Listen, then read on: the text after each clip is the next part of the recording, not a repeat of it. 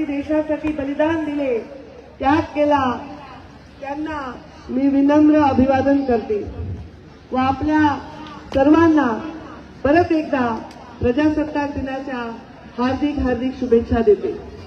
26 जानेवारी 1950 रोजी ठरलेली भारतीय राज्यघटना राष्ट्राला अर्पण करण्यात आली आणि जगामध्ये भारत देश एक प्रजासत्ताक गणराज्य म्हणून उदयाला आले। लोकशाही तंत्राने घटनेनुसार देशाचा कारभारही सुरू झाला। नागरिकांना राज्यकारभारात सहभागी होण्याचा अधिकार मिळाल्याने या दिवसाला विशेष महत्व आहे।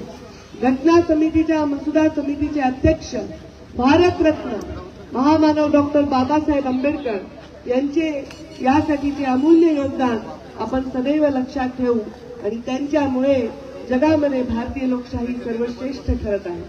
आपला जालना जिल्हा विकासाभिमुख जिल्हा म्हणून ओळखला जातो। विविध योजनांच्या यशस्वी अंमलबजावणीमुळे आपला जिल्हा विविध क्षेत्रात सतत अग्रेसर राहिलेला आहे। हे सांगताना मला जिल्ह्याची पालकमंत्री म्हणून अतिशय आनंद आणि अभिमान होत आहे।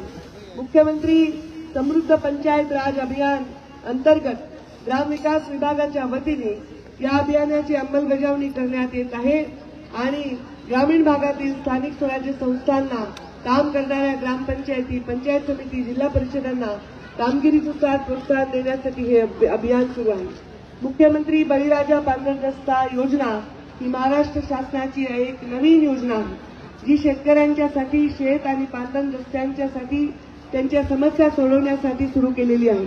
यामध्ये मनरेगा मजुरांच्या ऐवजी थेट 100% यांत्रिकीकरणाचा वापर करून पक्के 12माही रस्ते बांधले जाणार आहेत आणि त्यामुळे शेतमालाची वाहतूक सोपी होणार आहे। तसेच मोजणी व पोलीस शुल्कामध्ये यांच्यामध्ये माफी होणार असून माती व मुरुमासाठी रॉयल्टी शुल्क देखील माफ केले जाणार आहे। शेतकऱ्यांना त्यांच्या शेतापर्यंत पोहोचण्यासाठी सर्व हवामानामध्ये अनुकूल असे मजबूत रस्ते उपलब्ध करून देणे, पेरणी, मशागत आणि शेतमालाची बाजारपेठेत वाहतूक सुलभ करून देणे हे याचं उद्दिष्ट आहे। ग्रामीण भागातील कनेक्टिव्हिटी सुधारणे आणि शेती व्यवस्थेला बळ देणे यातून हे मुख्य उद्देश सफल होतील। या बरोबरच कृषी विभागाच्या माध्यमातून सन 25-26 मध्ये अंतर्गत जिल्ह्यातील सुमारे 15,000 शेतकऱ्यांना यांत्रिकीकरण, ठिबक, तुषार शेततळे, हस्तांतरीकरण, फळबाग लागवड, सामूहिक शेततळे, कांदा चाळ, क्षेत्रविकास, संरक्षक शेती इत्यादी बाबीसाठी 76 कोटी रुपयांचा लाभ देण्यात आला आहे।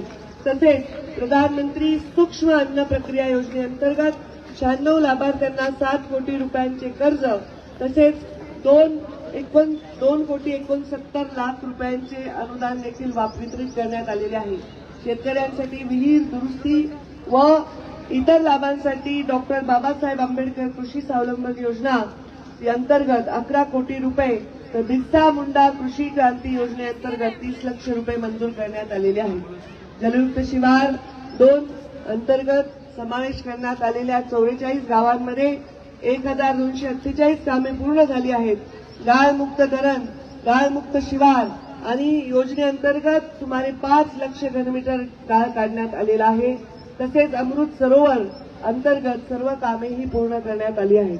राज्यातील ग्रामीण भागातील घरात वैयक्तिक नळ जोडणीद्वारे दरडोई किमान 55 लिटर प्रतिदिन गुणवत्तापूर्ण पाणी पुरवठा करण्यासाठी जलजीवन मिशन कार्यक्रमाअंतर्गत 733 योजना मंजूर असून त्यापैकी 414 योजनांची कामे प्रगतीपथावर आहेत। स्वर्गीय गोपीनाथ मुंडे शेतकरी सानुग्रह योजनेअंतर्गत 25-26 मध्ये अपघात मृत्यू झालेल्या, अपंगत्व आलेल्या जिल्ह्यातील एकूण 88 शेतकऱ्यांच्या वारसदारांना 1,76,00,000 रुपयाचा सानुग्रह अनुदान मंजूर झालेले आहे। जिल्ह्यातील ग्रामीण भागातील नागरिकांना चांगल्या आरोग्य सेवा उपलब्ध करून देण्यासाठी शासन काम करत आहे। आपल्या जिल्ह्यातील अंबड आणि घनसांगवी येथील उपजिल्हा रुग्णालय श्रेणीवर्धित होत असून त्या ठिकाणी लवकरच 100 खाटाचे रुग्णालय रुग्णसेवेसाठी सुरू होणार आहे। बालविवाह रोखण्यासाठी जिल्ह्यात चांगले काम चालू असून जानेवारी 25 पासून आतापर्यंत जिल्ह्यामध्ये 152 बालविवाह रोखण्यामध्ये आम्हाला यश आलेलं आहे। जिल्हा परिषदेच्या प्राथमिक शिक्षण विभागाच्या माध्यमातून सक्षम जालना हा उपक्रम राबवण्यात येत आहे। यामध्ये विद्यार्थ्यांची गुणवत्ता वाढवणे तसेच शिक्षक सक्षमीकरण, शाळांचा बौद्धिक विकास पर्यावरण, विद्यार्थी सुरक्षा या क्षेत्रावर काम करण्यासाठी जिल्ह्यातील 100 शाळांची निवड करण्यात आली आहे। तसेच जिल्हा परिषद जालना एज्युकेशन फाउंडेशनच्या माध्यमातून जालना तालुक्यातील 10 शाळांमध्ये पढो जालना हा उपक्रम राबवण्यात येत आहे।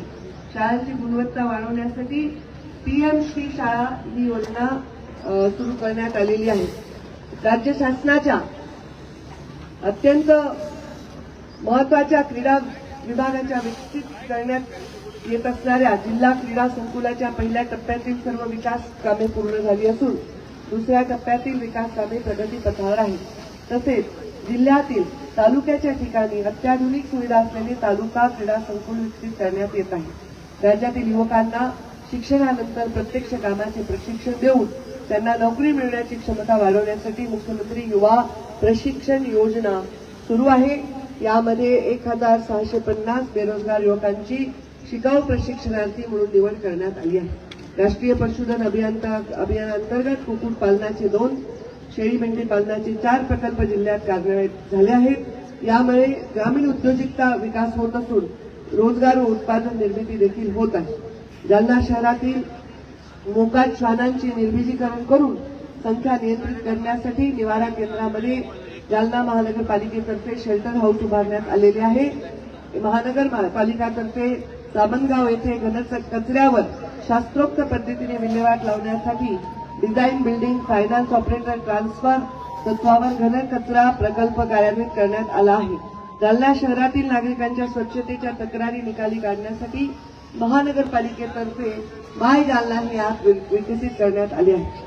राज्य शासनाच्या महत्वाकांक्षी मुख्यमंत्री रोजगार निर्मिती कार्यक्रम योजनेच्या माध्यमातून 325 यावर्षी 255 असे उद्योग उभे करण्यात आले आहेत। या उद्योगाद्वारे तरुणांना रोजगार उपलब्ध होणार आहे।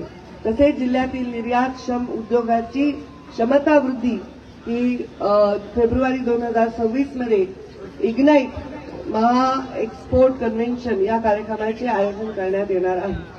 मुख्यमंत्री सौर कृषी वाहिनी योजना 2 महाराष्ट्र शासनाची महत्वाकांक्षी योजना असून सदर योजनेमध्ये शेतकऱ्यांना दिवसा वीज अखंडित वीज पुरवठा करणे हे शासनाचे उद्दिष्ट आहे। जिल्हाधिकारी कार्यालयाने या योजनेसाठी जिल्ह्यातील 50 उपकेंद्रांसाठी 693 हेक्टर जमीन प्रदान केली आहे।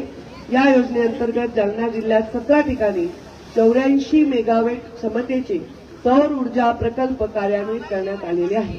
या व्यतिरिक्त जिल्ह्यात 32 उपकेंद्राकरता 152 मेगावॅट सौर ऊर्जा प्रकल्पाची उभारण्याचे काम प्रगतीपथावर आहे। केंद्र सरकारतर्फे राबवण्यात येत असलेल्या पीएम सूर्यघर मुक्त बिजली योजनेमध्ये मॉडेल सोलार विलेज स्पर्धेचे आज उद्घाटन होत आहे। जालना जिल्ह्यात 5000 व त्याहीपेक्षा जास्त लोकसंख्या असणारी 29 गावे या स्पर्धेमध्ये सहभागी होत आहेत। 6 महिन्यानंतर स्पर्धात्मक परीक्षा प्रक्रिया पूर्ण करून या गावामध्ये अक्षय ऊर्जा वीज जोडणीची संख्या केंद्र शासनाच्या मानकाप्रमाणे असल्यास त्या गावाला मॉडेल सोलार विलेज म्हणून निवडण्यात येणार आहे। निवड होणाऱ्या गावाला केंद्र शासनातर्फे 1 कोटी रुपये रक्कम केंद्रीय आर्थिक मदत म्हणून होणार आहे। राष्ट्रपिता महात्मा गांधी यांच्या पुण्यतिथी निमित्त राष्ट्रीय तसेच आंतरराष्ट्रीय स्तरावर कुष्ठरोग निवारण दिन साजरा करण्यात येणार आहे। यासाठी जिल्ह्यात स्पर्श ही कुष्ठरोग जनजागृती अभियान सुरू आहे। 30 जानेवारी रोजी हा अभियान सुरू होईल। 30 जानेवारी ते 13 फेब्रुवारी या पंधरवड्यात विविध कार्यक्रमांचे आयोजन करण्यात येईल। गावातील प्रतिष्ठित व्यक्ती व कुष्ठरोग बाधित व्यक्ती यांच्या माध्यमातून विशेष संदेश ग्रामस्थांना देऊन कुष्ठरोग मुक्त गाव करण्याचा आपण एक हाती काम घ्यावं आणि जनजागृती करावी असं मी आवाहन करते। सार्वजनिक आरोग्य विभागामार्फत 1 ते 7 फेब्रुवारी या कालावधीत पॉलिएटिव्ह केअर कार्यक्रम राबवण्यात येणार आहे। या अंतर्गत दीर्घ व गंभीर आजारांचे रुग्ण शोधून त्यांच्या नातेवाईकांना योग्य समुपदेशन मार्गदर्शन हे घरोघर भेटी देऊन करण्यात येणार आहे। तसेच ग्रामपंचायत स्तरावर देखील सभा घेऊन ही माहिती देण्यात येणार आहे। आता इयत्ता 12वीची लेखी परीक्षा 10 फेब्रुवारी पासून ते 18 मार्च या कालावधीत होणार आहे। इयत्ता 10वीची परीक्षा 20 फेब्रुवारी ते 18 मार्च या कालात होणार आहे। या परीक्षांमध्ये कॉपीमुक्त अभियान राबवण्यात येण्यासाठी सर्व प्रशासनाने कार्यरत राहावं। या परीक्षेसाठी सर्व विद्यार्थ्यांना आणि त्याहीपेक्षा त्यांच्या पालकांना मी मनापासून शुभेच्छा देते। त्यांना तणावमुक्त वातावरणात त्यांनी परीक्षा द्यावा आणि चांगले गुण प्राप्त करून आपलं करिअर घडवावं। तसेच आज महाराष्ट्र राज्य व जालना जिल्ह्याच्या सर्वांगीण विकासासाठी आपण सर्वजण एकजुटीने प्रयत्न करू असं आवाहन या प्रजासत्ताक दिनाच्या निमित्ताने मी आपल्या सर्वांना करते आणि माझ्या वाणीला विराम देते। धन्यवाद। जय हिंद, जय महाराष्ट्र।